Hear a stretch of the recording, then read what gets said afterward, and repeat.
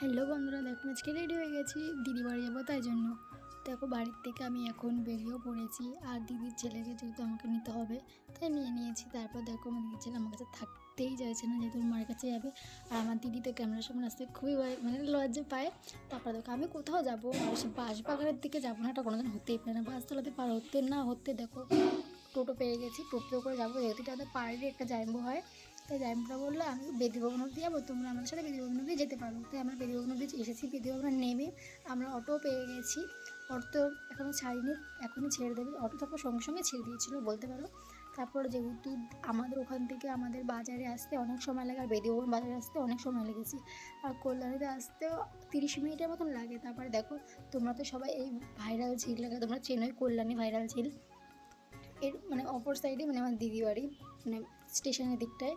তারপরে দেখো অটো থেকে নেমে হেঁটে হেঁটে যাচ্ছিলাম দিদি বাড়িতে। দিদি আমি দিদি চলে গেছে আর ওখানে